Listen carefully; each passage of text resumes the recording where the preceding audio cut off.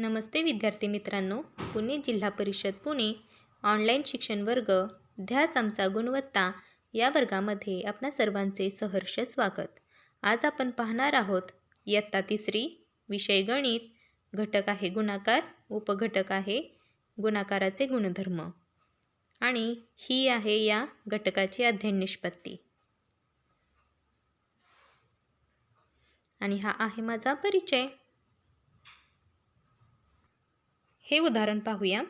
या उदाहरणामध्ये आपल्याला दिसून येते की 3 गोल 5 वेळा घेतले तर उदाहरण तयार होते 3 गुणिले 5। आणि या दुसऱ्या बाजूला पाहिले तर आपण 5 गोल 3 वेळा घेतले तर उदाहरण होते 5 गुणिले 3।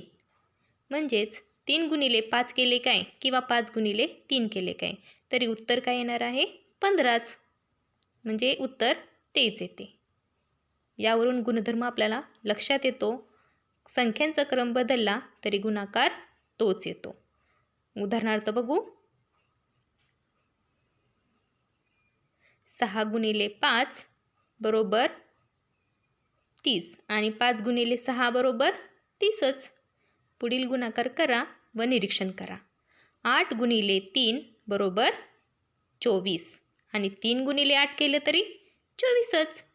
तसेच 7 गुणिले 6 बरोबर 42 आणि 6 गुणिले 7 केले तरी 42च। या उदाहरणावरून आपल्याला असं दिसून येते की संख्यांचा क्रम बदलला तरी देखील उत्तर तेच येत आहे। आता पाहूया शून्याचा गुणाकार गुणधर्म। 2 अधिक 2 अधिक 2 अधिक 2 म्हणजेच 2 गुणिले 4 बरोबर 8। 1 अधिक 1 अधिक 1 अधिक 1 म्हणजेच 1 गुणिले 4 बरोबर 4। 0 अधिक 0 अधिक 0 अधिक 0 म्हणजेच 0 गुणिले 4 बरोबर 0। या उदाहरणावरून आपणाला गुणाकाराचा आणखी एक गुणधर्म समजतोय, तो म्हणजे लक्षपूर्वक पहा बरं। कोणत्याही संख्येने शून्याला गुणले किंवा शून्याने कोणत्याही संख्येला गुणले तर गुणाकार 0 येतो। 0 गुणिले 4 बरोबर 0 आणि 4 गुणिले 0 बरोबर सुद्धा 0च। आलं ना लक्षात? आता हेही समजून घेऊया। गुण्य, गुणक आणि गुणाकार कोणाला म्हणायचे? पहा, 6 गुणिले 5 यामध्ये 6 ला गुण्य आणि 5 ला गुणक आणि 30 ला गुणाकार असे म्हणायचे। म्हणजे ज्या संख्येने आपण गुणतो त्या संख्येला गुणक, ज्या संख्येला गुणायचे आहे त्याला गुण्य आणि उत्तर येते त्याला गुणाकार असे म्हणायचे। आता या दोन्ही उदाहरणामध्ये 6 आहेत, पण एका उदाहरणात गुण्य म्हटले आहे आणि एका उदाहरणात गुणक असे म्हटले आहे। हा बारकावा लक्षात घ्या।